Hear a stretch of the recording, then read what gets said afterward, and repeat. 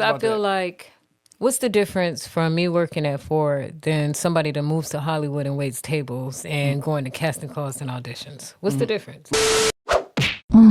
Damn, Q. Baby, you did that. What up, man? It's your boy Shad Vs Everybody Podcast. Voice of Detroit. Motherfucking podcast MVP in this motherfucker, man. The champ is here! The champ is here!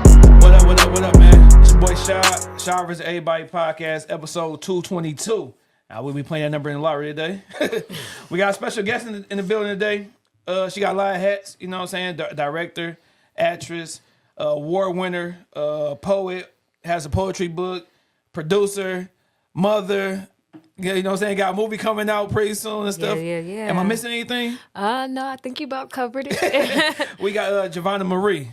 Yes, how you doing? Thank you guys for having me. For sure. It's a pleasure having you on. We start everything with a salute me while I'm here. Okay. You know, a lot of times we wait for people to pass away before we can give them their flowers. You know, you wait, oh man, make this long Facebook status about how you love him and her instead of telling them why he's still on this earth. Yeah. But it can't be an easy answer. I don't know if you're in a relationship. It can't be. If you're in a relationship, it can't be your kids and it can't be your parents. It gotta be somebody outside of that easy, you know what I'm saying, answer. Let me go with Darius Henry. He's my DP. And he hates the spotlight. So he's probably going to hate that I'm putting him on the spot right now. Yeah. But he definitely deserves his flowers. He's amazing and talented at what he does. For sure. What's his name again? Darius Henry. How you doing, Darius, man? My salute, nobody. I've been saluting this. It'd be hard to keep up. I really want to salute somebody today. Hey, I'm going to salute Ursula. That's my cousin Farron. That's her mom. Tomorrow's her birthday. So I want to salute to her, funny person, good person, and we're gonna turn up tomorrow. So I'm gonna salute her. Okay. But I want to start off talking about yesterday was 313 Day. We celebrated Detroit. You know what I'm saying? What up, though? We celebrate everything, though. I think as black people, you celebrate whatever. But give me something that stands out about Detroit for you. Something that you love about Detroit that just, this is us. I feel like we have, outside of everywhere else in the world, we just got our own vibe, man. We just got our own swag, the way we carry ourselves, our mannerisms. Like, even when I go into other cities, like, it off rip, they know that, hey, you're not from here. For sure. It's just very distinctive. Yeah. Definitely. One thing about Detroit, too, we going to stand with each other no matter what. We might hate each other while we here. But we ain't gonna let nobody go against Detroit. Yeah. Ever. No matter what it is. Versus everybody. Yeah, you can't talk about the Pistons. You can't talk about, we don't watch hockey, but you can't talk shit about the Red Wings. Like we gonna stand up for each other. So that's the thing that I love about, saying Detroit and stuff. We gonna be together for sure. Yeah. So did you celebrate any type of way yesterday? Besides going these press runs? No, I had to work. I was working it up, you know, at the big three. Definitely. But let's talk about this year. How this year been for you? What some goals you had coming in, from 2024 to 25, personal and on the creative side? Well, creatively, I've been, of course, the movie, getting that done. I also, outside of the movie, I do my book. So I actually have a book that I'm getting ready to release called The Burning House We Made Home. So it talks about healing, ending generational trauma. It's kind of like a self-help book. It talks about emotional alchemy, about transmuting, your pain into your power, and then using it as a force to create. For sure. Well, go ahead. My bad. And then what else? Oh, I got a hair care line. I just be all over the place. Yeah, I seen that. You created that just based off of, was it like you being like self-conscious about like your hair growing up because you have Filipino? And a great deal of it was like, I felt like for the longest, like when you grow up as a mixed kid, you often feel like you're in the middle. Like you don't feel like you black enough. You don't feel Filipino enough. And so like for me, like I didn't really wear my real hair a lot of the times because I grew up around all these, Filipino women with straight silky hair. And so I think that it just made me a little self-conscious. And then like I think you know, I had went through like this journey emotionally last year because I had a lot of different things happen. And it kind of just started off like, man, I don't feel like doing nothing. I don't feel like doing my hair.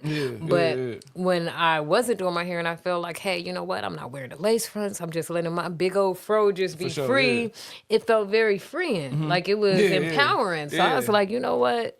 I kind of like this. I'm kind of falling in love with this version of myself. So yeah, it was really dope. Yeah, so when's the hair care line? When's that coming out, or if it's already out? No, so we're getting ready to launch later this spring. So we got that to look forward to. I'm just trying to get on the other side of this premiere in the book launch because you know I bite off way more than I could chew. For sure. Heck yeah. Yeah, but you know my motto is I'd rather choke on greatness than nibble on mediocrity. No, for sure. You know. Yeah. I'm gonna take that line. Yeah.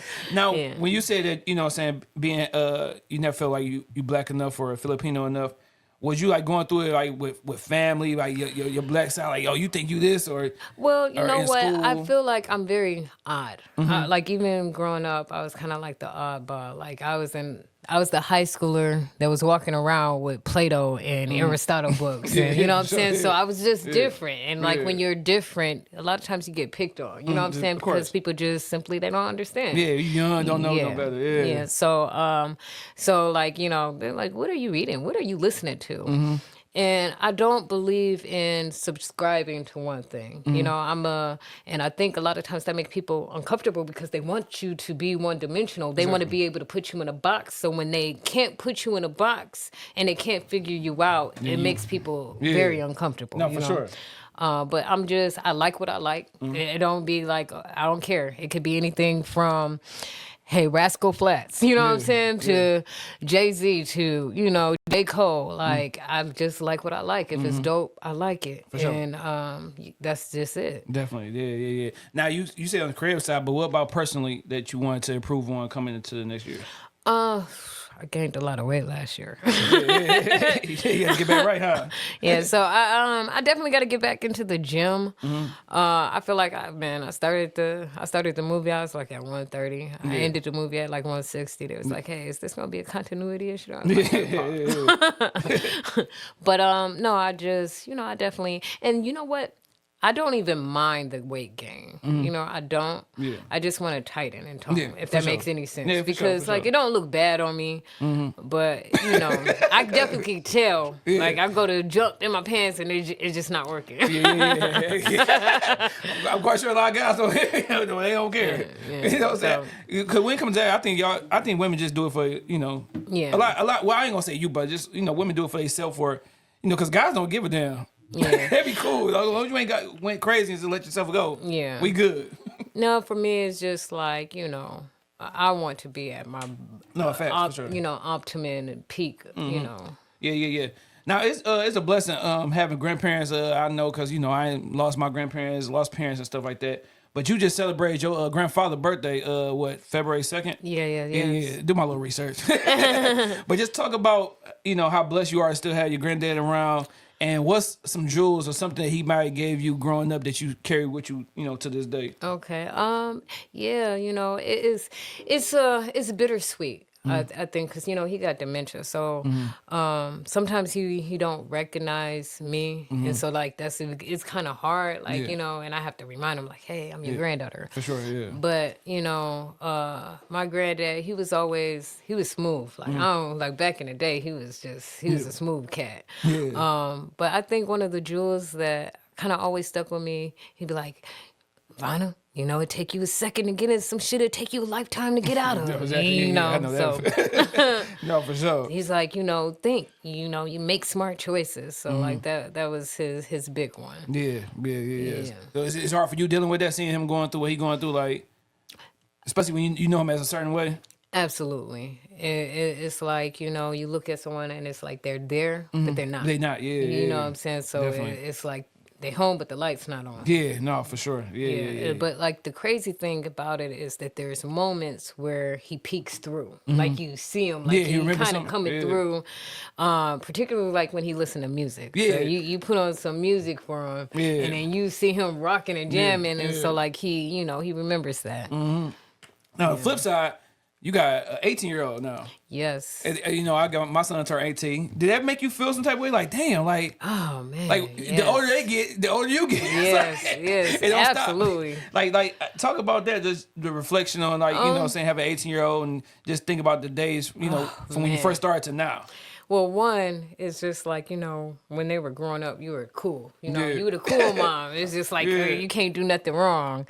But now it's just like, oh, Mom, but you don't listen to nothing. You got to get somebody else to say it. And it's like, why? I just said that 3 times. Your uncle come over and now you want to listen? Yeah. So it's like, they're in that phase where they're trying to figure themselves out. So that's Is there anything that you giving him as far as like some type of game, saying maybe you messed up on something or you didn't do something right at that age that you trying to let him know like, hey, you should do this, or you letting him like kind of go through it on his own?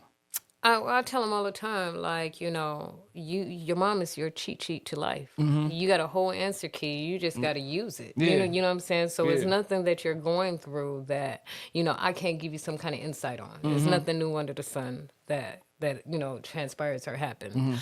But you know what? My 18-year-old, he is pretty logical. You know what I'm saying? He's not easily swayed.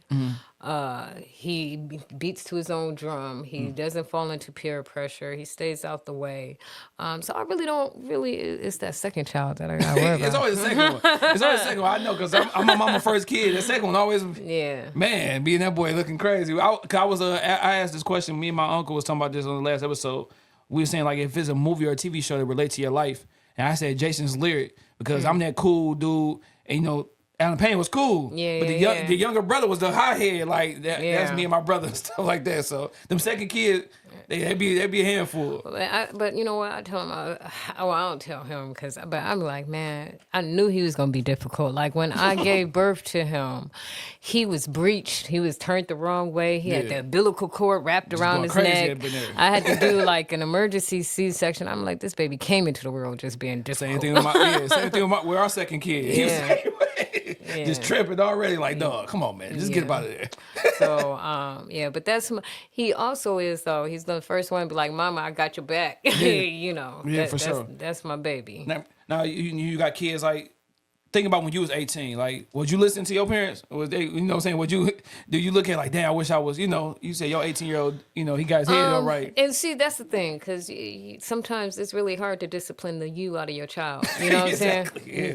And so I look back and I'm like, dang, it makes me think about, the things that I did put my parents through. But my dad was like an OG, so I was scared of my pops. It's just like, he was strict. Oh, yeah, for sure. Yeah, definitely having your dad around. But I was definitely still a rebel. See, that's the scary thing. I got my little daughter, she only 4, and I be thinking about just the future. Like, you got a lot of things coming up. You got boys coming out. I got to make sure I get it. I'm out the way. But you know what? With me, though, the craziest thing is that with my pops, it was his lectures. I feel like sometimes his lectures was worse than the whoopings. I'm just going to be real. Like, I'd be like, man, can I just get a whooping and get it over with? Because he'll sit there and he'll talk for hours. But that's actually what got through to me a lot more, is those long hour lecture conversations. So he that was just, and he's from, like I said, he's from the Philippines, so they're different, and their discipline is like torture. My dad would be like, I'm gonna say it, y'all gonna laugh. He'd be like, kneel on rice and hold weights. Like hard, uncooked rice. You be peeling rice outside your kneecaps. Now, was it hard for him? Like, having, a black lady as his wife or whatever? My dad came to the States when he was about like 7. Okay. So he moved to the States. He actually met my mom in high school. So they actually been high school sweethearts. They've been married 40 years. Oh, man, congrats on that, 40 years now. Yeah, that's dope. But they've been together ever since high school. They got married like at 19. Mm-hmm. Yeah. Oh, yeah. The good old days. Yeah. Yeah, shout out to Pops, man. Shout out to Pops. Now, you talk about your parents, your granddad. Like when you going through things, who can you talk to keep your head right? Whenever you stressed out and stuff. God. Yeah. God. Yeah, that's your key. That's the key right there. It is, it used to be people, but sometimes when you talk to people, that leaks. Yeah. So the only place where I know that vault is secured is God. Yeah. Shout out to God. Praise him. Yeah. Yeah, you definitely, because, a lot of times I ask that question a lot to people because a lot of people don't have outlets, what I'm saying, to talk to, and it'll drive you crazy. I know my little short time in Texas, and it was just me and my son, and I had a girlfriend, but she wasn't a girlfriend for real. It's like, but you it know drive what? you crazy. That's the whole point. Like, like when I was talking about the book and I was talking about emotional alchemy, that transmutation of pain into power, right?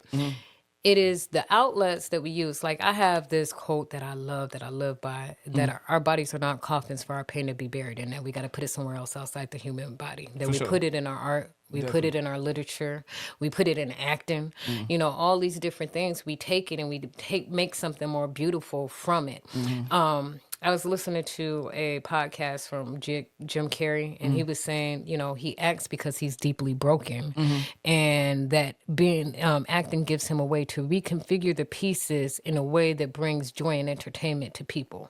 And I just love that because that resonated, and I felt that on so many levels, because you don't know how many times I'm in a scene and I'm acting something out, and I literally, when I'm done, I just feel so light and relieved. Exactly. And it's very cathartic. It's a cathartic experience where I'm like, dang, I didn't even know I was holding all that in. Yeah. That's a new word I just learned too, cathartic. Yeah. I use that. Yeah. But no, you right about that, because like you do need something, because if you just sitting back in your misery, it's gonna be hard. But when you got something to release, like I coach basketball, I do this podcast. I played ball all the way to my first year of college. Oh, for real? Oh, you was good? You was good? 20 points, 16 assists, 3 assists. I know. For sure. So you was a hooper back in high school? Well, my dad was a basketball coach. Okay. So like, then like the Philippines, they have like their own Filipino league. So I played PBA, I played AAU, CYO. Oh, so you a hooper? You a hooper? What position? I ran points sometimes. Okay. So hey, run point. You running the movie? Like, it's all. Was that something that back then? Was you doing that just for like a hobby, or you ever thought anything bigger? No, when I thought I was gonna be in the WNBA. Yeah. I don't know why, but. But no, that I got 3 brothers too. Okay.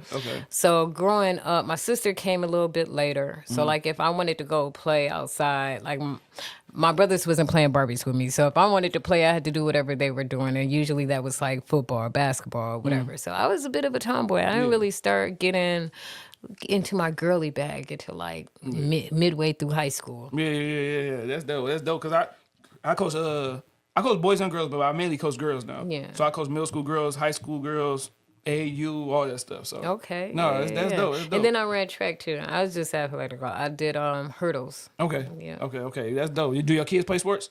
Yes. So my youngest plays football, and he's about like 6'2", 200 pounds. And he's 15 at that. Oh, sure. Yeah. And then my oldest, he's taller, but he grows this way, the other one grows this way. Yeah. Now, is it something that you still think you need to work on within yourself to make you a better version of yourself? I think we're always working on ourselves, and you always should be working on yourself. There's no point of ever where you feel like, hey, I just got it and I perfected this thing in life. Yeah. It's an ever going journey where you're constantly working to evolve and to better and, become the best possible version of yourself. And every year that looks like something different. Yeah, no, for sure. Hell yeah. What's something that you do for fun away from just being a mom, working? Like, what do you do to just relax and put your, let your hair down? I love reading. Well, of course, I love reading. Sure. Yeah. But I like the outdoors, man. I like the nature. I don't know if you've seen on my page, but, I got into archery a couple years back. So I have like crossbows. I have a pistol crossbow, 10-point drawstring, recurve. So I do the archery. Lightweight doomsday prepper. Shit hit the fan. I'm ready. Exactly. It gotta be. Yeah. So I do like camping with my boys. I like being out in nature. Mm-hmm.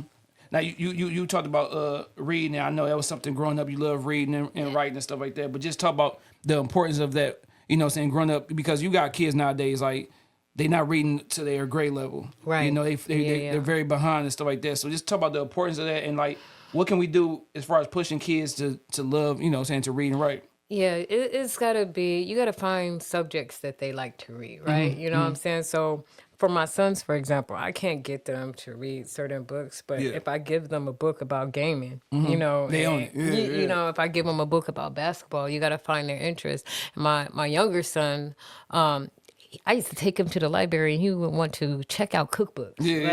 That was his thing, you know. But you have to find their interest and expand upon that. And I think that's where a lot of parents get it wrong, is that, you know, you're trying to push instead of finding what they're like and then expanding on what it is that they like to begin with. Exactly. And like I tell my son, because I'm like, well, if you're going to play the video game all day, you better find a way to make money from it. You know, figure out what it is that you love to do and then find a way to monetize it. Find a way where you can make money from what you love doing. Instead of just spending money on it. Yeah, exactly. And they making money off these games Yeah, now. Like, they man. are. So I'm like, if that's what you want to do, find a way to make money from it. Yeah. Do you remember the first book you fell in love with? The first book that I ever fell in love with. You're going to take me back to Omar Tyree. Yeah, like I feel like back then it was like the sneaky book. You know, that was the sneaky book that I had to go hide to go buy. It was the with the Fly Girl and Sister Soldier, The Coldest Winter Ever. Those was those books that we had to hide in the locker. Yeah, but I remember reading those. But before that, like you going even younger, I think it was like Babysitter Club and Goosebumps. Yeah. R.L. Stein. Yeah. I'm about to say, that's the first book I ever rented out from a library was R.L. Stein, Goosebumps. Yeah, it was the R.L. Stein Goosebumps. Because everybody in class was reading Goosebumps. So I'm like, what the heck? So I wanted to be here. It was interesting. Shout out to Bustle, man. Bustle Family Center. That was the library I used to go to and get all my little books out of and stuff. Yeah. R.L. Stein. Yeah, boy. Them Goosebumps books, man. They were. They used to hit.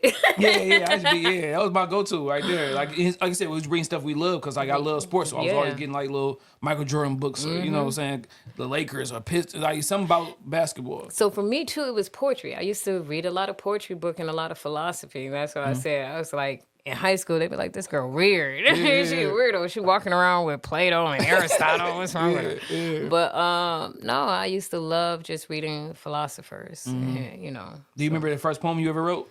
The first poem I ever wrote? What was it about? Let me think. that dude? The first poem. I don't know about the first one, but I remember this one I wrote in the 8th grade.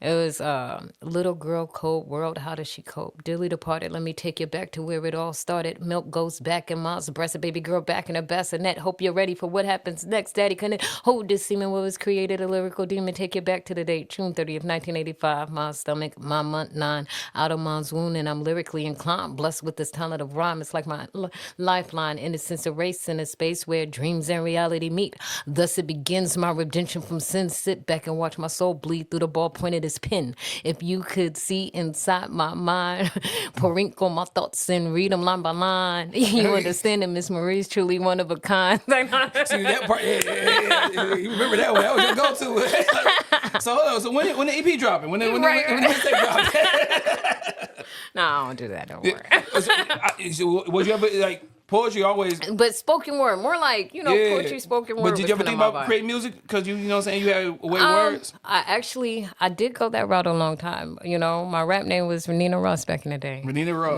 Name's Nina, nickname 9. I'll leave more hits niggas than they're calling. Hey, you ready? Hey, we coming out. Hey, not only is she dropping a book in the movie, album coming soon. No. But no, I used to do rap battles down at St. Andrews with, you know, Proof was like my big bro. Yeah. Like Quest. Shout out to Quest McCody. That's my dog. Yeah. Like, Talk about like so. You down there? Where's Purple Gang fame? Yeah. So you battling other ladies or dudes or whoever? Man, down there, I remember the first rap battle I ever had was like I was in middle school. Yeah. And it was so crazy because I choked at first, and then I got mad because they started laughing at it, so it just made me mad, and I started going ham. Yeah. And then it was like, oh, she got you. Yeah. That's dope. That's dope as hell. Especially at St. Andrews. We'll talk about that. You said, saying Proof was big bro. Like, let's talk about him and how close y'all was, because like, it's kind of messed up. Saying with his past and stuff. But he had a big name out here. He was just a really cool, down to earth guy. That was my guy, Duty. That's what we called him, my Duty. You know what I'm saying? But he was just a cool guy. Never tried to come at me any kind of way, and was always like protective. Like, no, y'all can't talk to her. Leave her alone. Yeah. But yeah, he was just a really genuine, cool guy. Yeah, no, that's dope. Not because you know what I'm saying. Of course, you back then when Detroit. We was on for music, but we was on from the outside. We was on from everybody in the city. So I just kind of speak on like how Detroit music was for you back then, and in comparison now, how we kind of like finally starting to get recognized and seen from the outside. But I think it's always been there. We were just waiting for the rest of the world to catch up with us. You know what I'm saying? But it's always been that. We always had the big shines. We always had the proofs. You know. So, shout out to Big Sean, too. Yeah. He really put on for the city. No, for sure. Is there a rapper from back then you felt like if they had social media, they would have blown up too? That we might not know about, or the outside world, outside Detroit might not know about? Because I always say, for me, I always felt like my guy, it was K-Deezy. Oh, yeah, K-Deezy was Shout the first. Out to Deezy. That's the first rap album I bought from a local artist from Chantanese, right there on Harper and Grass or whatever. I bought the Stuck in My Ways album. Exit 9 come up off the freeway. I lived on Joy Road too, though. So. Yeah, you couldn't tell me nothing about that album, man. Like that was, and then I felt like, because I always wanted to ask him that question, did he feel like it was pressure on him because that dropped? Not too long after Blade had died. Yeah. So it's like the baton was handed over to him on the west side and stuff like that. So gotcha. Yeah. But yeah, Deezy for sure. Yeah. So I wasn't, expecting to ask you any rap questions. I didn't know you was a rap star back in the day. Man. You a hooper, a rap star? Oh, you I had bars. Yeah. If I would have had instrumental, we would be ready for you then. Now, talk about a team. Do you have a team around you? I know you've been on this press run. Do you have anybody to help you out on this, or is this you? I got my assistant director. Let's give a shout out to Charlene Lust, for real, because doing it. I have been wearing a lot of hats, so a lot of times where sometimes it's just like, hey, I gotta fully lock in on this. I need you to take the reins. For sure. So usually she does that. Saida, my producer. I don't know if you know Saida, but she is. It takes money to make money. Can't let it get away from me. She's on hood? Oh, shit. Yeah. So shout out to Saida. Yeah. Who else? Cameron, for sure. She came on. She was my prop master. Nicole Nims. She was my script supervisor for me. Okay. Dion Shepard. He was one of my producers. Okay. We already shouted out Darius Henry. Aaron on the audio, Aaron Harvey, and then Dom Shelton. Okay. Now, how do you build a trust, to have these people work with you, to be able to, like I said, when you want to just chill out and let them handle everything, how do you get a team of people that you can trust? Time, I think it's literally just time. I worked with Dee on a couple other projects. I worked with Charlene with a couple other projects. I worked with Nicole on The Mistress. Me and Cam, we were in acting classes together. We both did Chic Studios. And so I just think over time, it kind of just naturally develops organically, Oh, for sure. Yeah, you definitely got to have some people on the team that you trust and stuff. Yeah. You mentioned earlier, I hate that waited so late to ask, but you mentioned working for the Big Three. Yeah. Give me a crazy plant story. A crazy plant story. If you got one, if you could tell it. The first day that I arrived at Ford and I was wearing leggings, which I said I'll never do again, the high-low driver crashed into the cafeteria wall. Oh my God. He couldn't believe what he saw there. I said, goddamn. I was like, oh my God. And they were like, you creating accidents already. I'm like, bruh. This is your first day. Man. Yeah. Was this something like, saying like you felt like at the time like I gotta be there because working a plant life in Detroit, that was like kind of like the end all be all for some people. It wasn't really necessarily that. Before the plant, everything that I did actually was in the medical field. Okay. I went to school for surgical technology. Okay. I was certified as a medical assistant and a phlebotomist, and my mom and I actually had a medical trade school called PCI that was in Redford, Michigan, off 5 Mile that we ran, and we taught medical assisting, we taught medical billing and coding, ICD-9 and 10, patient care tech, and all EKG and all of those certain things, and then like when COVID hit. It kind of took a back seat, and it kind of just went to like we didn't want to do it in the person anymore. And then at the time, I was still writing my books, and I just felt like my dad was at Ford, all 3 of my brothers are at Ford, and it was just like something easy that I know that I could hop right into. And then not to mention that like even as a surgical tech, I went to school. And it was like they still wanted me to do a year of internship. And I'm like, they won't hire you unless you have a year. Exactly. But you have to do an internship unpaid to get it. Yeah. And I'm like, I just went through a divorce at the time, and I had 2 kids. And I'm like, no, I need some, I got to get paid. I can't get no internship. Definitely. Man, yeah. So, damn, where was I at? Oh, yeah. So, the big 3. No, because I remember I was working at Chrysler here on Jefferson, and when they tell you, how prepare you, you're not ready until you walk in. Like, damn, there's so much going on. Yeah. And like I said, you got the girls in there, just dressing like they going to the club. You got it's a lot of that. Yeah, you got the little side relationships with people and stuff like that, and you got people that know people, and they, because I was in the paint department, so it was a little easier, a little chill. Yeah.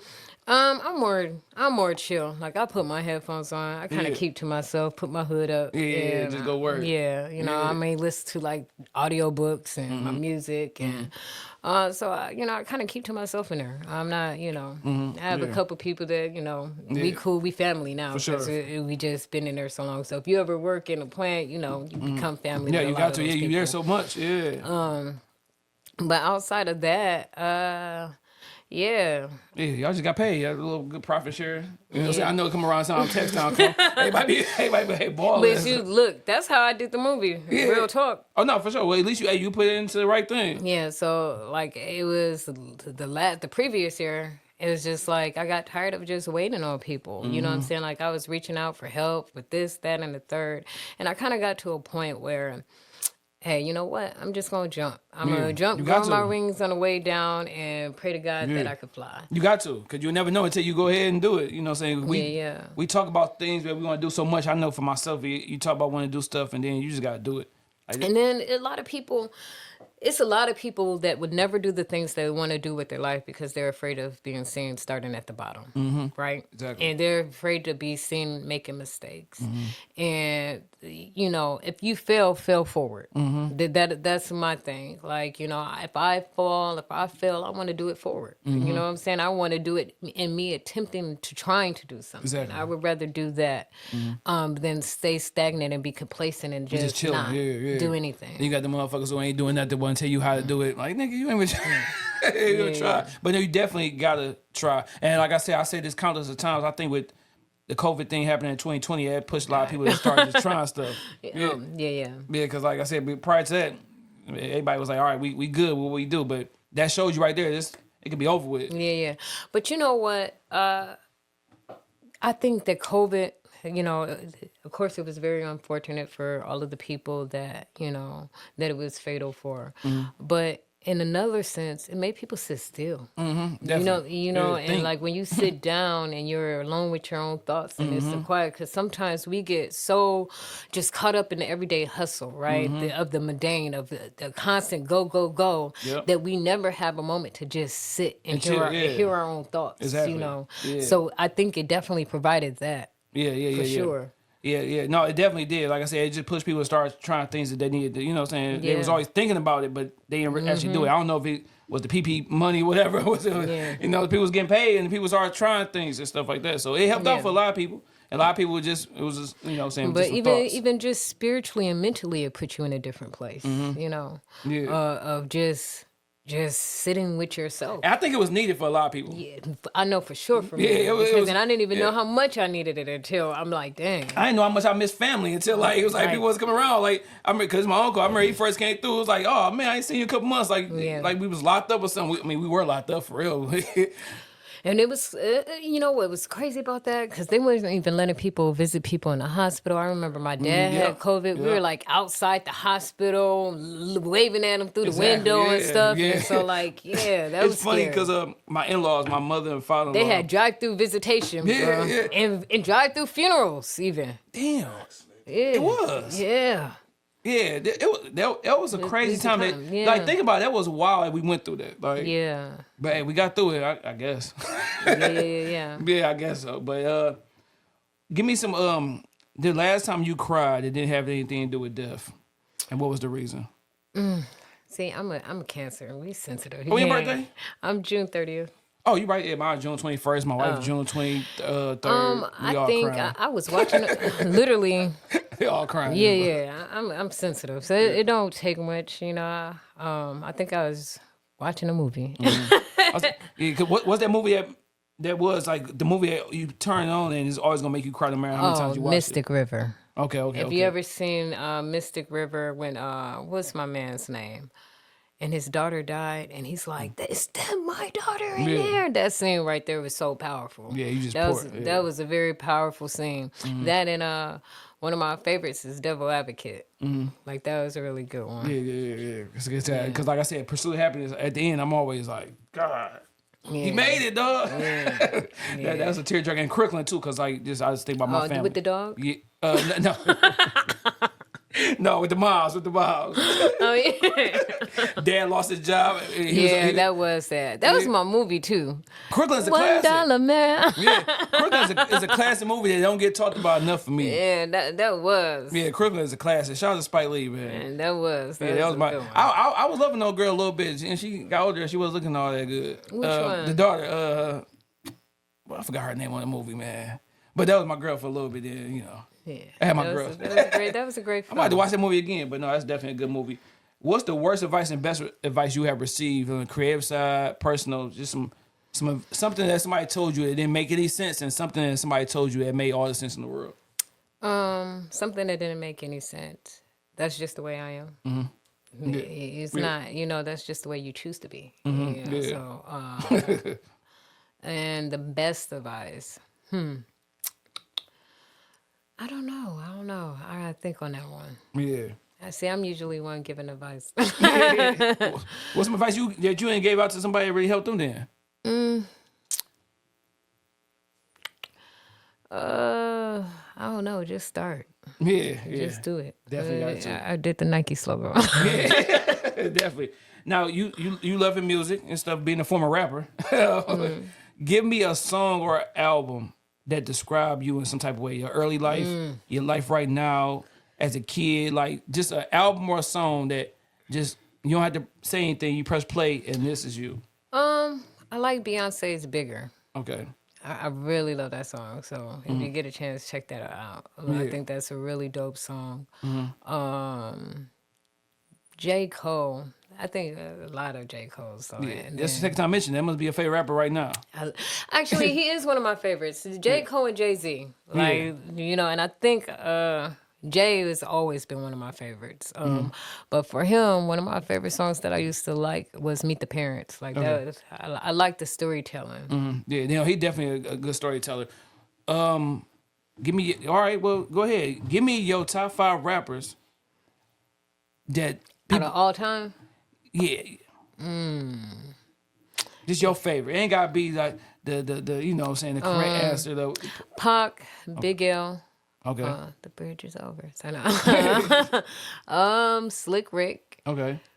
Jay, and J. Cole. Okay. Yeah, Slick, you like storytellers. All those. Yeah, for sure. Who's a rapper that'd be surprised that you really like? NF. Okay. Yeah, but J. Cole, I get him and Kendrick, like 1 minute one is above the other. It just depends. Like I like Cole over Kendrick though. Yeah. I know I'm gonna get some flack on that, but no, it's super close. He don't like neither one, so yeah, I like Cole over Kendrick. I'm not really a big Kendrick fan. Oh, for real? Oh, man, dang. Kendrick, my guy, man. Dang, that's my guy. But no, with that whole little, you know. But I am upset with J. Cole, of course, because he, you know, took himself out the battle and stuff when he could have, you know, inserted himself in there. Well, not necessarily, because you know what I'm saying. Sometimes you gotta learn not to address things, right? You know what I'm saying? Yeah, because he probably knew like, all right, it's gonna go too far. Yeah. Let me go ahead and step and away. when people, you know, why it's unnecessary energy, and like, you know, I remove myself. Like when I feel like the energy is off and people are carrying a certain energy, I don't want that. You keep all that energy to yourself. You know, we vibrating high over here. I just wish he never said anything at all. Yeah. I think he was pressured to say something, and then he thought about like, you know what, damn, I should. Well, it might even like because we're human, right? So like sometimes I might like pop off for a minute. I get in my feelings for a second, and I'll be like, you know what? Pause. You know, you already know how this is going to end. Just step back. It's not that deep. You know, let's be matured. Let's walk away and leave it be. Yeah, no, for sure. Shout out to J. Cole, Kendrick, all the good rappers and stuff like that. Now, growing up, you kind of talked about it a little bit, you know what I'm saying? But who was in the household in East, West? I'm quite sure you're probably from the West Side. Well, I grew up we lived somewhere everywhere, but I grew up on Joy Road for sure. But I have 3 brothers, 1 sister, so it was a big family. It was me, my pops. But, you know, we moved, like I said, we moved a lot. So I lived in Cali for a little bit, and which was crazy. It was really crazy because they moved me from like Moreno Valley to Joy Road.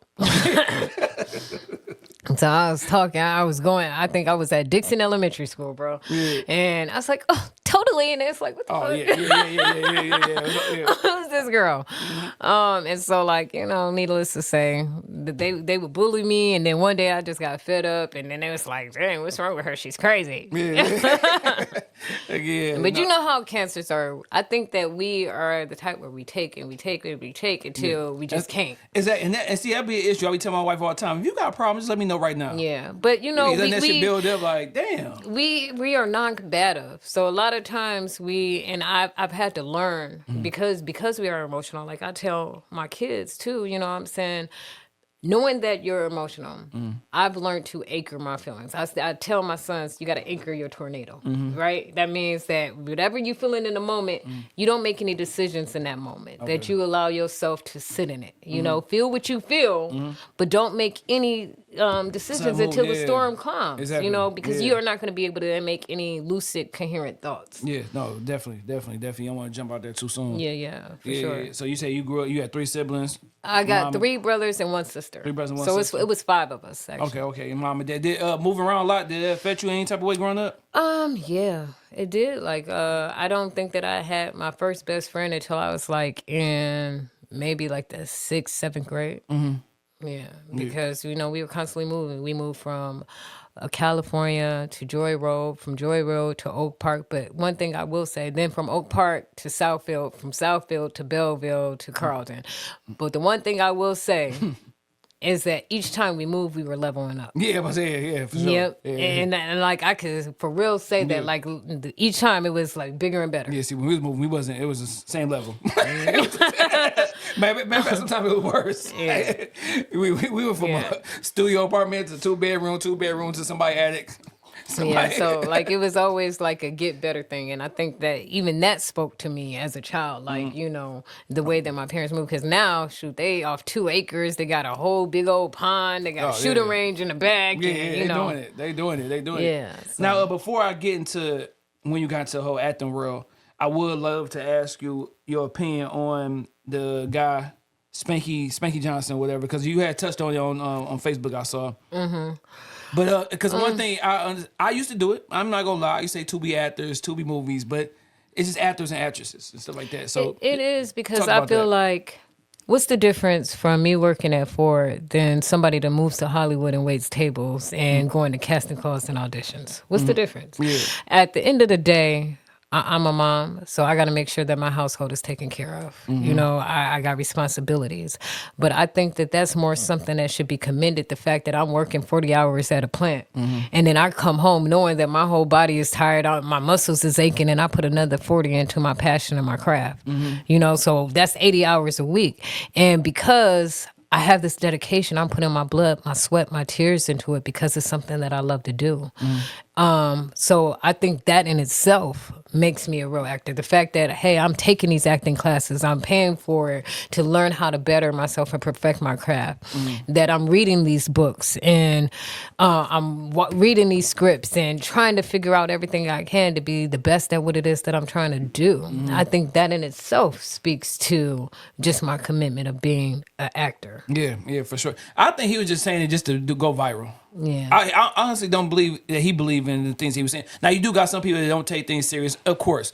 Like, when you see Detroit thriving with music, with acting, you're like, all right, let me get into it. Even though you ain't had a passion for it, but you just want to do it. You do got those people that do it because they want to make money. They feel like, oh, this is a quick way to make some money real quick. Or this is a quick way to be seen, and I want to be famous, and I want to be a celebrity. And it's not any of those things because, first of all, we're not there yet. You know what I'm saying? We are striving towards it and we're working towards it, but that's the beauty of it. Yeah, for sure. Yeah. And Tubi was another one of those things that I didn't discover or start actually pay attention to until COVID. I just need to find stuff to watch. Yeah. And then I watch Plug Love. But they're doing their big one right now because Yeah. their streaming numbers is like even surpassing Netflix and Hulu right now. Yeah. For the free. Yeah. Like I said, I think he was just trying to go viral, but you do got people that take it serious though, that you kind of like, because you kind of like put everybody in a group together. And like absolutely. you said, you still got work, you still got to get money, you still got family, but you still doing and following your passion at the same time.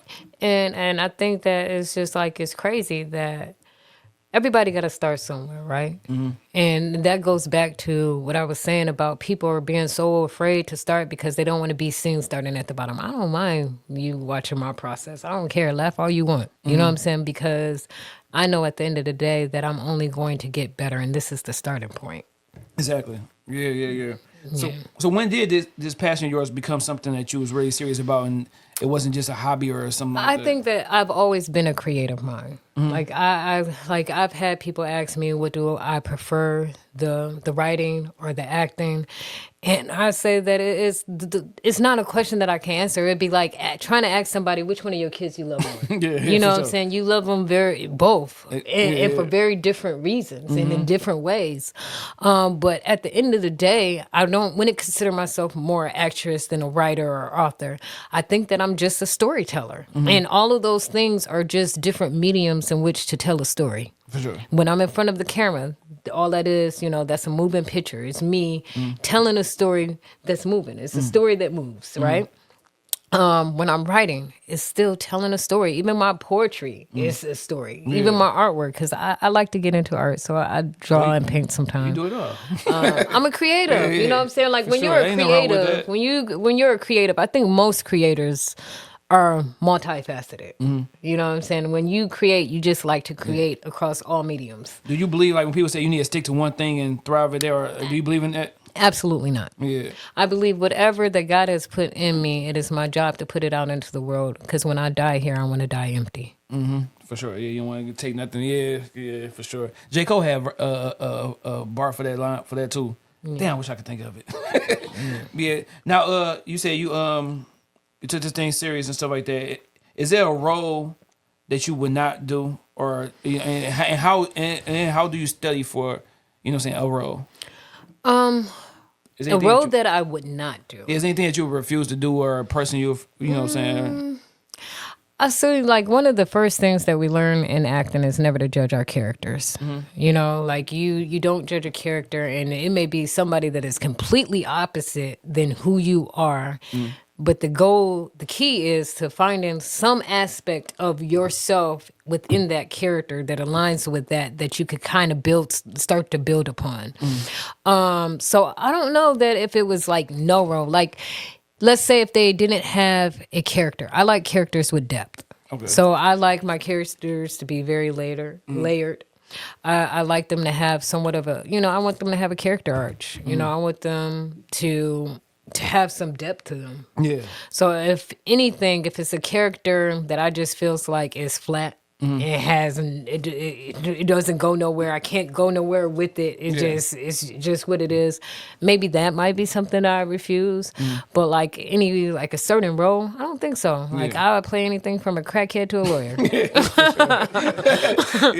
Is it hard for you to separate yourself sometimes if depending on how the role are, separate that person to your real life? I don't think that is hard. I do think that, like, when I'm too when I dig in too deep, then it may take me a minute to pull myself out. You know, like I have to like, okay, let me come back.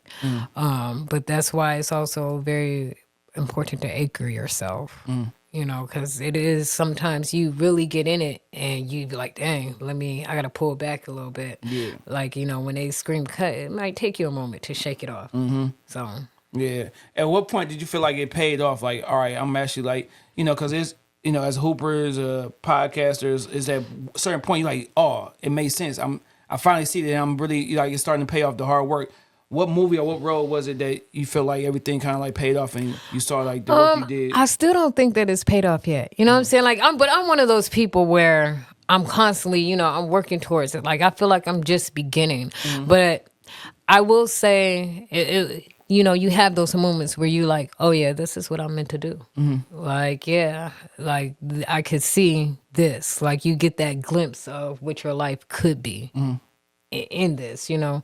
I will say most notable that I did really enjoy it. I won the Spirit of Detroit Award. I was awarded the Spirit of Detroit Award for my role in the Jackie Wilson story. I played Juanita, Jackie Wilson's girlfriend. Okay.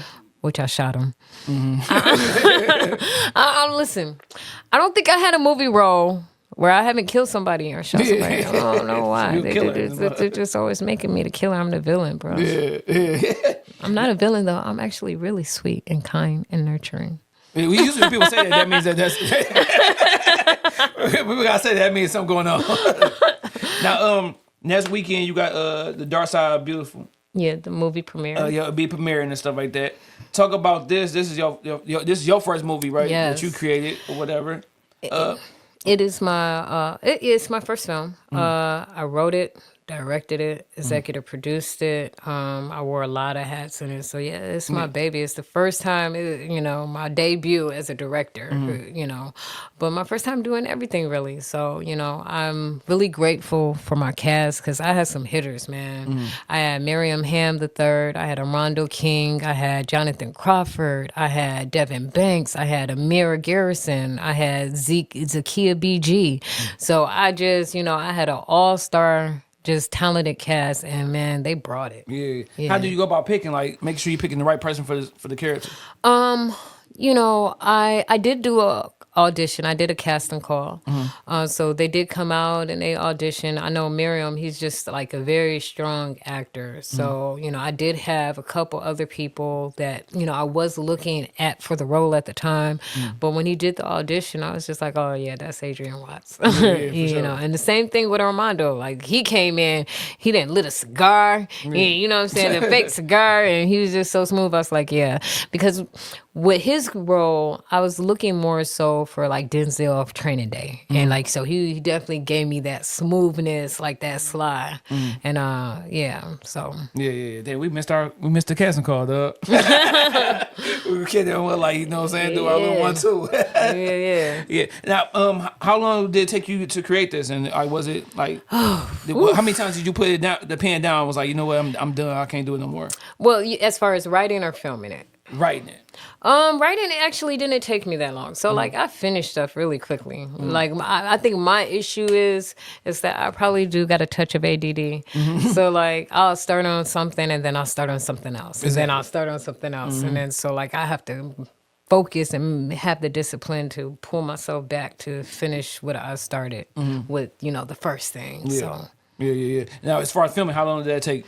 Now, that did, because we were only filming weekends. We were only able to do weekends. And then we couldn't do Fridays because the DP couldn't film on Fridays. So it was literally, you know, we had like 2 days out of the weekend. So it did take us like, you know, a couple months for us to finally get everything done.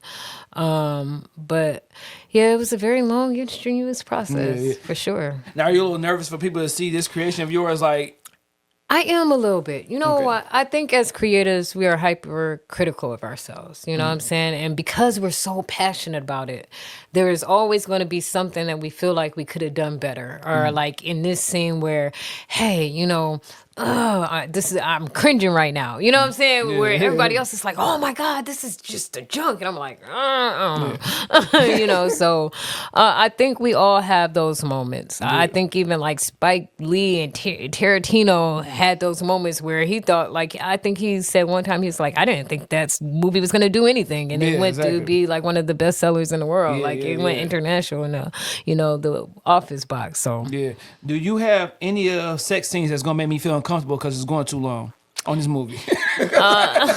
Because no, actually, no. Because all these Detroit movies be going a little like, damn, they going a little hard. Like, no. I believe in artistic expression. So even with the sex scenes, I don't believe in sex scenes that don't move the story forward. Okay. Like, you know what I'm saying? Like, I don't mind them if they're an integral part to the story. But if you're just throwing it in there because you just want to see... A lot of boys be thrown in like, golly. Yeah. Is this real? Yeah. No. Yeah, we go crazy. Yeah. But you say it got to make sense for you to have a... Yeah, it got to make sense. There is one. I have a scene with Miriam, but, you know... It is artistically done. Okay. So that means that we're going to be watching real hard. But do you have characters that be like, do they get, because you've been around for, do they get nervous like beforehand? Like how is that? Like, because, you know what I'm saying, I don't know if it's a lot of people watching or the film crew and stuff like that. Like, how do you prepare for a sex scene?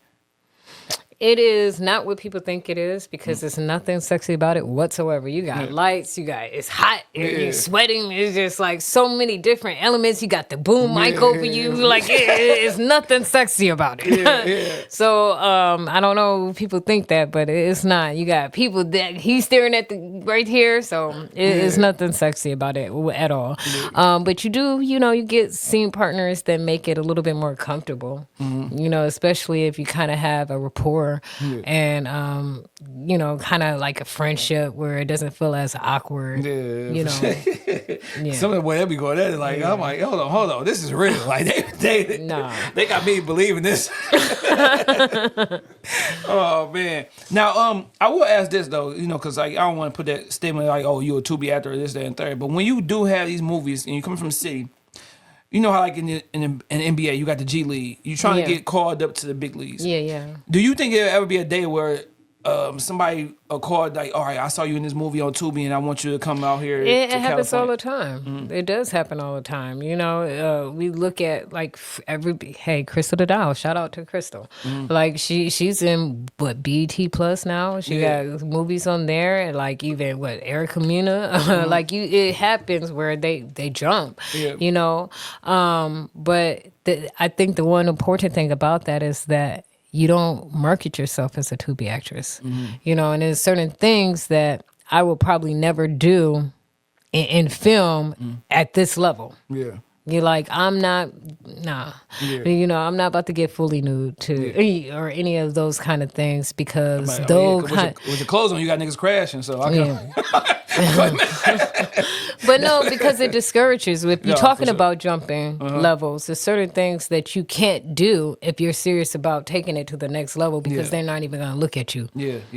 Because I always wonder that, because like, when we do stuff to jump to that next level. So I always wonder when people like from the city doing these movies, are they looking to go to the next level, or are you just kind of like looking to be here? Yeah. And that's the question you really got to ask yourself. And if it's one or the other, is you got to act accordingly.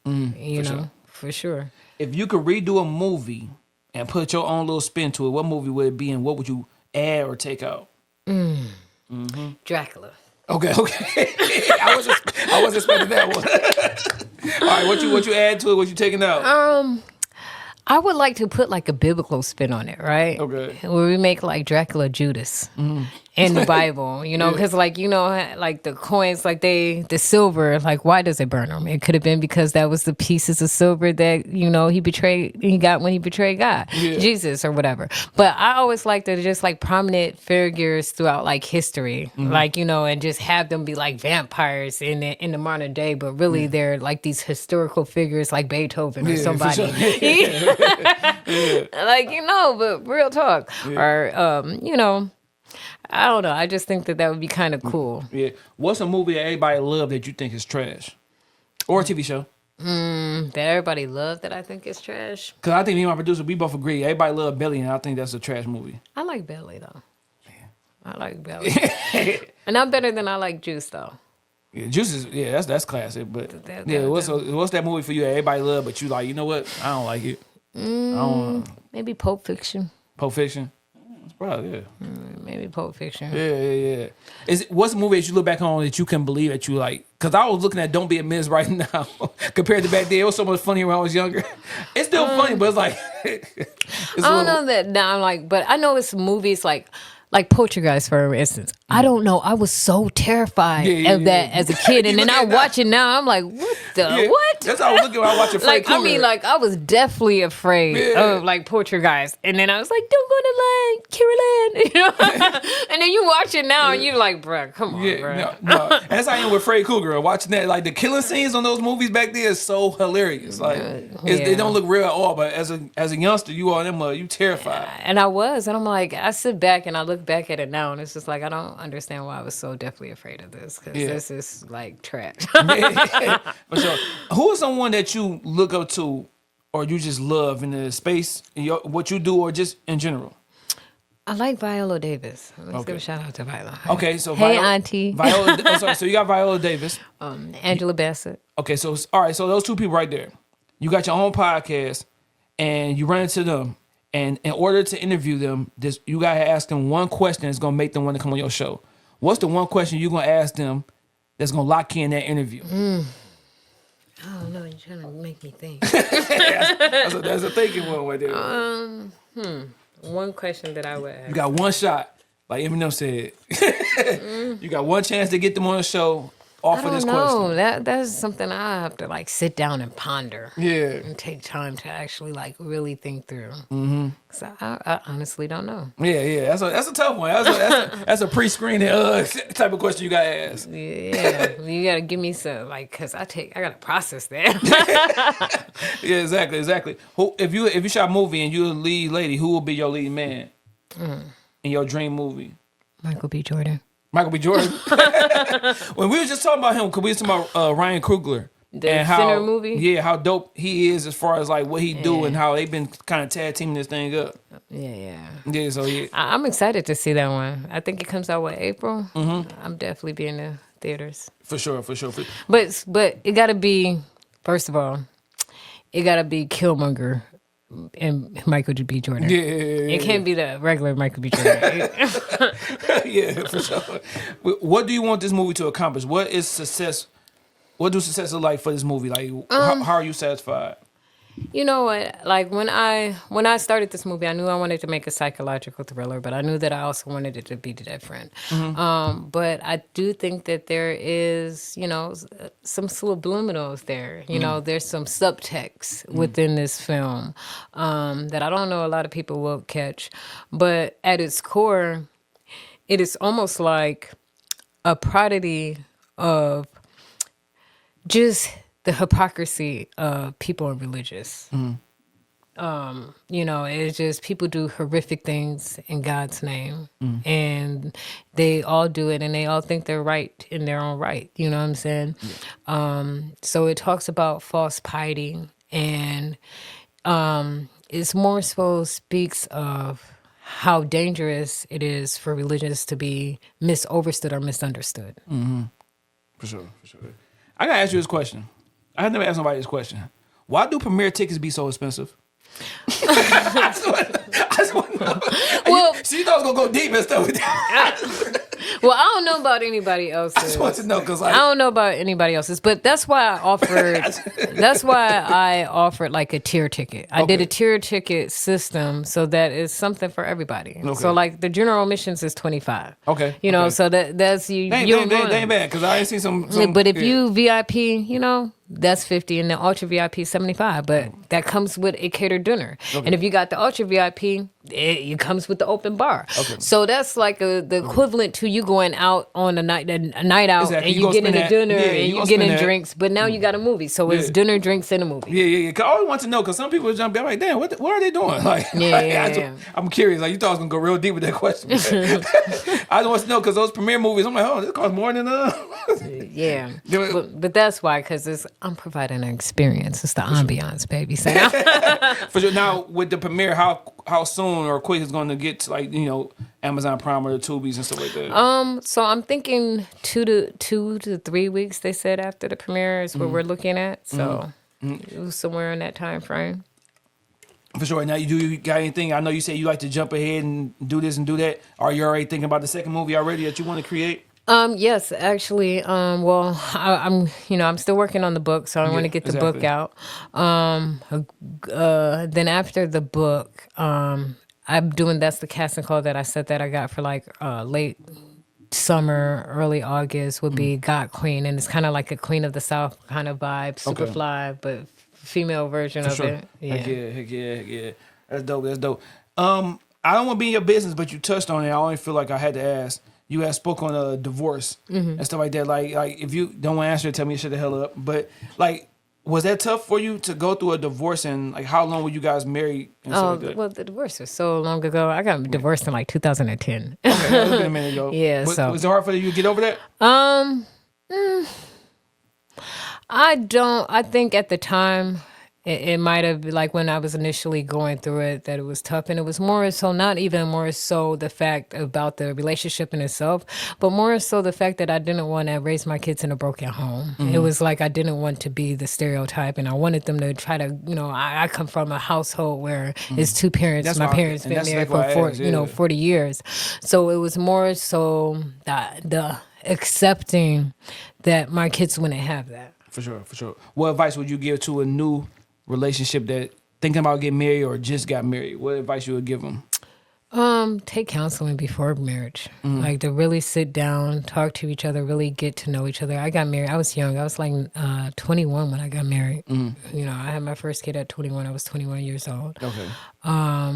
And it's just, you really got to know people in all of their seasons, because the same person right now might not be the same person when they're broke, might not be the same person when they're frustrated and feel overwhelmed. Like, what do they do when they got their back against the wall? How are they going to respond to you? So how are they going to respond if they get a little bit of money? Do they get the big head? So you have to see people in all walks of life and all seasons to just really see who they are. Okay. Last thing I'm gonna ask about that, because I'm gonna ask, because last guess I had said something that made me think of this. Do you feel like either one of y'all fought hard enough to keep the relationship, or just like it had to end? Oh no! Listen, you don't put question marks where God has placed a period. Got you. That was good. good answer. Good. Would you get married again? Right now, the last relationship traumatized me. I don't ever want to date again. Damn, it must be crazy. Yeah, because like that's what I say. It's hard being on the dating scene nowadays. You don't know. But you know what it is? It is, people play games. You know what I'm saying? I don't understand why people can't be 100 about what it is that you want, right? Because if you come in under a false pretense of what it is that you want, simply because you want something, and you're trying to get something, and you know that that's not really where you're at with it, it's already doomed. And then not to mention that everybody says they want unconditional love, but we're living in a generation where people walk around carrying bags full of conditions. It's, I love you if you fit a certain aesthetic. I love you if you make a certain amount of money, if you hold a certain title, stature. It's like, it's not who is good to you. It is what looks good for you. You know what I'm saying? How does it look to other people? This person bring me esteem. So it's not about the right things. People go into it on all the wrong bases. Yeah, no, for sure. There's a lot of people going in relationships with all type of wrong. And it's just like what is the motives? You know what I'm saying? But I feel like a lot of people just do it. They do everybody want to do rapping, everybody want to do music, it's because it's what they see on Instagram and think but I got what they think they could get from another person. When it comes down to it, love is not about what you could get out of a person. It's about what you're willing to give. Because when you truly love someone, you want to give all yourself to them. Like if you for real in love, you feel like, oh, I just want to give them every part of myself. You know what I'm saying? Yeah. So when you go into it like, oh, what can I get from you? You already messed up. You already not in the right mindset. No, for sure. Who is an underrated actor and actress from the city? Underrated. That we don't know about just yet. We got quite a few of those actually. We got a lot. I love Amira. Amira, whew. Yeah, she cold. Okay. She definitely cold. Like she was doing a scene in the movie with Miriam, and I almost forgot I was directing. I'm so in the scene, I'm crying. I'm like all into it. She like my AD like, you gotta say cut. I'm like, oh yeah, shit, right? No, for sure. Yeah. So she the truth. She cold. Okay, for sure. What about as in the industry that's already known? Who you feel like don't get enough love? In the industry that's already known. And they don't get enough love. Nunu Thurman. Okay. Yeah, I like Nunu. She's very diverse. For sure. Who is the best rapper turned actor ever? Best rapper turned actor. I don't know, Will Smith. Probably, yeah. Wasn't been doing his thing on Power though? Method Man though. Method Man a straight little actor though. Yeah. But no, Will Smith. I think Tupac would have been the best if he would have stayed around. Yeah. You know, because Tupac was doing. He had played different characters in a little short time. I feel like there is no point in time where I could watch that one scene with Will Smith when he was talking about his father and not cry. yeah. No, for sure. Yeah. That definitely touch you a little bit. Yeah. Will, I love you, man. Now making a band. Shout out to Diddy, man. Hold your head up. But making a band cast you and 4 other people to make this great movie. I'm gonna give you 2 of them. One of them gonna be locally, and then one of them gonna be major. So you and 4 other people that's gonna make this great all-star cast of a movie. Yep, on the local side, and then on the industry side. Maybe Kamal Smith locally. Okay. You, him. That's 2. You got 3 more. The rest locally or? Yeah. So this one is gonna be you and 4 locals, and the other one's gonna be you and 4 people that's in the industry. So Kamal for sure. All right. I just said Amira. Okay. Got 2 more. Who else? Zakia BG. Okay. And then who else that I really want to work with? I'm trying to think.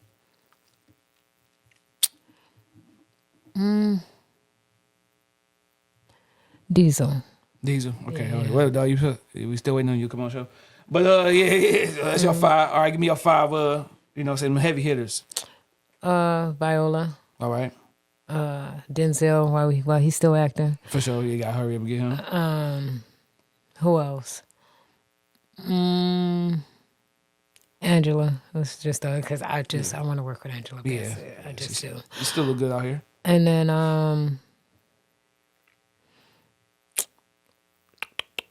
I really would have said, oh boy, I really wish I would have got a chance to work with Chadwick. Oh yeah, for sure. Yeah. Rest in peace. Yeah. What's some young nigga shit versus some things you've been through? What's something that you believed in as a young 18-year-old that you don't believe in now? That I believed in as an 18-year-old that I don't believe in now. Loyalty, right? Yeah. No, but in the sense of we used to talk in the world of, I'm being loyal. We used to do a lot of shit, stupid shit. In the name of being loyal. Exactly. And not realizing that sometimes in being loyal to people, we're being disloyal to ourselves. That's a fact. That's a definite fact. You really got to look at it as like, we grown, what I'm saying? And if you're loyal to me, you're not going to put me in certain situations to have me feel like, hey, I have to make a trade-off. Being loyal to myself versus being loyal to you. You got anything that you regret that you have done in the past that you wish you could change? Or everything happens for a reason? I think that we all have, things that we wish we could change. But I do believe everything happens for a reason. I do believe things are divinely orchestrated, and that I would not be the woman that I am now if I did not go through the things that I went through. For sure, for sure. When it's all said and done, how do you want to be remembered?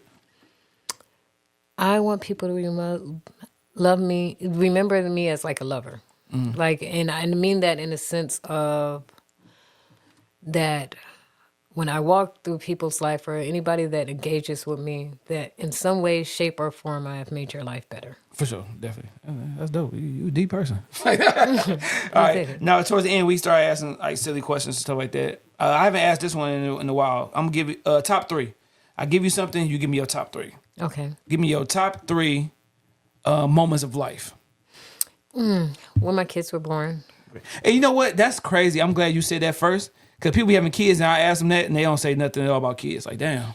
Yeah, no, I think that my children are the reason behind everything that I do. You know what I'm saying? I work as hard as I do. Like, and I remember I used to get so upset that I work because I'm a workaholic. I am a little bit like that, and I used to get so upset that I was spending so much time away from my kids, and I would always just tell myself, "Hey, you're away from your kids to make a way for your kids." You know, so like I would have to remind myself, and then I didn't want them to have to get it out the mud. I realized that, hey, I'm trying to build something for you guys that we can actually pass down. A lot of people don't do generational wealth. Like, and white people do it all day long.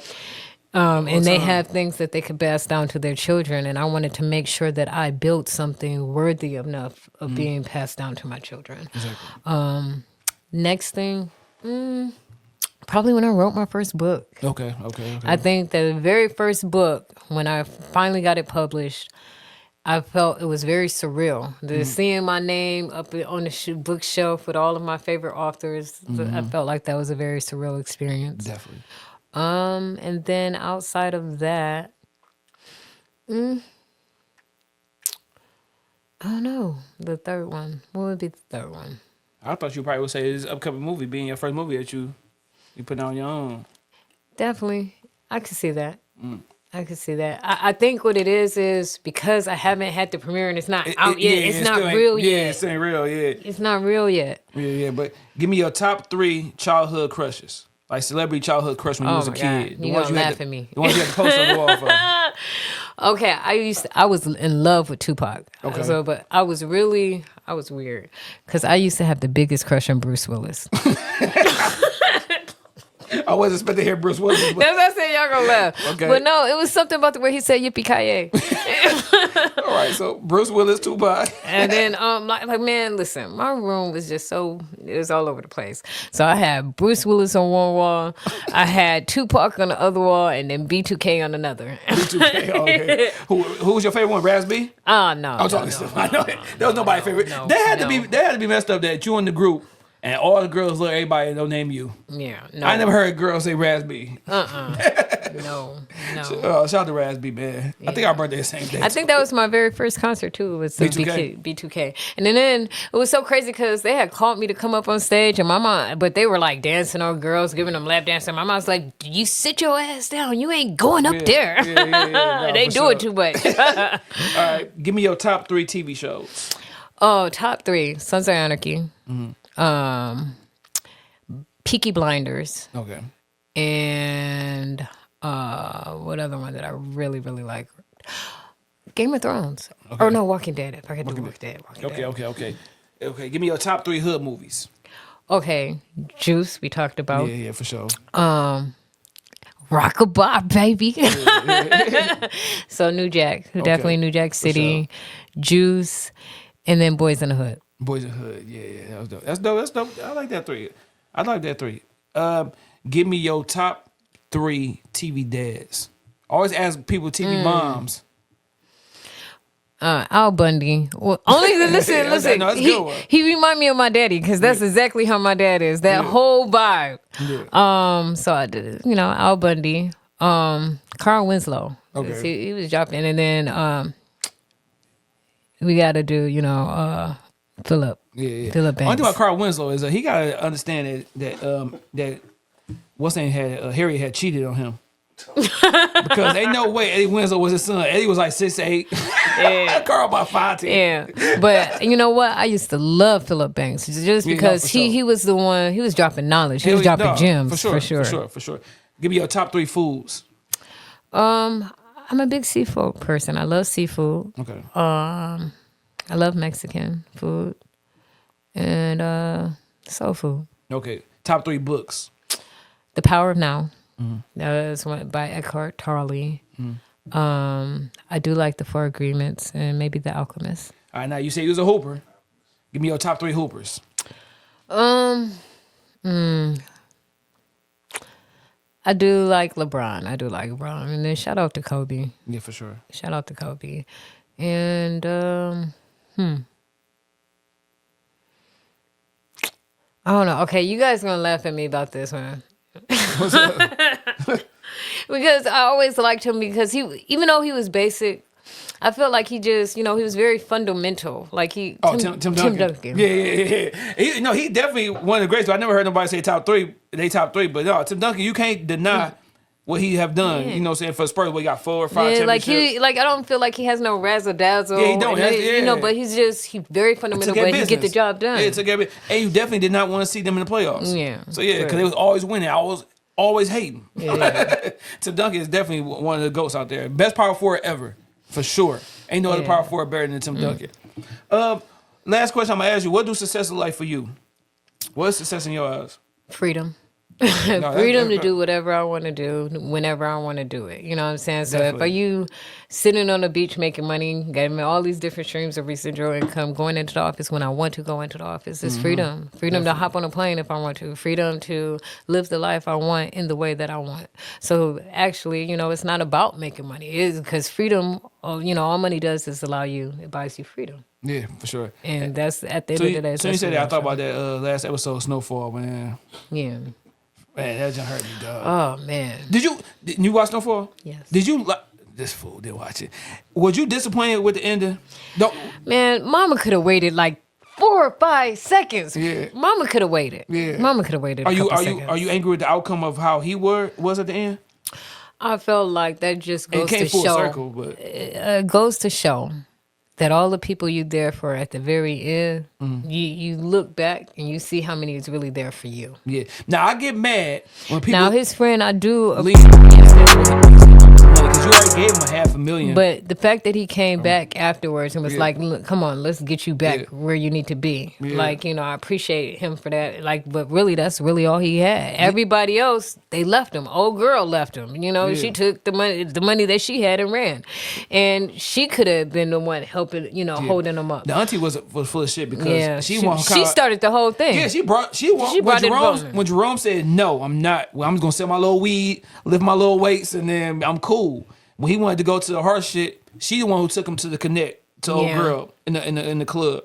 You know what I'm saying? So I feel like she did him the worst out of anybody. She did, and then that's another gem. Don't do business with family. Yeah, definitely.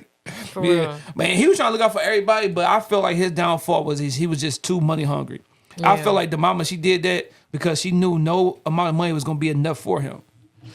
Because he could have just been quitted this whole thing from jump. When he had a certain amount, he could have stopped. But he wanted to keep it going. Mama could have waited. Mama was bold. She definitely could wait, but she seen something in him that money created a monster. Yeah. It created, and I don't think if she knew if he got that money, he was still gonna keep going. He wasn't gonna stop. He wasn't gonna be satisfied with that money. You know what I'm saying? Old girl, she left because she like, this nigga is crazy now. But you know what I'm saying? But Leon was the realest person though, because like I said, he did help him out. But he knew like, man, if I give you my last money, I'm not gonna see that, dog. You're not gonna do nothing with that.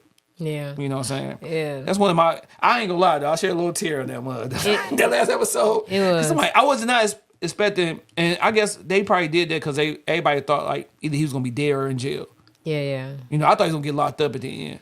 Yeah, that was crazy. I'm like, dang, Yeah. you see him like that. But you know what? It is a cautionary tale because a lot of times when you take shortcuts in life, you end up coming up short. Yeah. And it speaks to, like, when you in that game, it is only a couple ways out. Yeah, for sure. And it's a couple endings. So, like, and I have boys, so I tell them all the time, it is fast for however long it is, but at some point it's going to end, and it's not going to end in a good way. Yeah, you gotta think what for the first season to the last season, he only aged like what 5 years, 6 years. He was still young. You know what I'm saying? That last one, he looked like he aged about 20. Yeah. Do you now? I know I said last question before, but do you think like characters like that, it's hard to do anything different? Because you gotta think, Amari Hardwick. Anything he do now, we gonna always say ghost. Unless you have to bring it out. Like if you could, that goes to your testament as an actor. Like that's more so of a challenge because it is hard to break from some roles because sometimes we don't even call you by your name no more. Exactly. You just ghost. He goes. Yeah. Yeah. So I think it is you have to be as good as that in the next role to where you overpower it to where they can see you in a new light. Because Franklin Saint, it's gonna be hard to see him away from being who he is. I don't know if you watch All American. But you know what? I think that's great because that's a challenge. That is like that is one of the actors' biggest challenges. It's like to reinvent yourself because that's essentially all we do. Every time we step on set, we're doing a reinvention. And that's why I say Will Smith, because he could have been in that same category as Steve Urkel. Yeah. Being stuck in the Fresh Prince. But he's very diverse. I will say that. He is very diverse. And I think I was talking about this on the other cast about just having characters people that act and all they do, they're just that character. And so in every movie they play, they're just the same character over and over and over and over again. So. Yeah, no, for sure. Yeah. But no, it was a pleasure having you on the show. Likewise. Thank you guys for having me. Where can they find the premiere? How can they get tickets and stuff like that? Yeah, so the premiere is going to be at Tailored Gardens in Livonia, Michigan, off of Grand River. And you can find tickets on Eventbrite. You can head over to Eventbrite. We got 3 different tiers of tickets. It's going to be a blast. So come out and have dinner, have a couple drinks with us, and come watch the show. For sure. Where can they find you on the socials? It's JM Pozon on IG and Jovahna Marie Pozon on Facebook. For sure. And you want to leave anybody with any wisdom, any words, good words for the people who need them? Or you forget them people, huh? No, I don't know. Yeah. Put God first in all things and let God order your steps. There we go. For sure. It's getting warm, y'all. Stay out of trouble. Because you already know sunlight bring out the niggas. I don't know what it is about that weather, but that weather break, we get crazy, man. But so stay safe, stay smart, and stay rocking with the best podcast in the city. You already know what it is. Shad Vs Everybody Podcast, episode 222. Jovahna Marie, go watch that movie and get your mind right.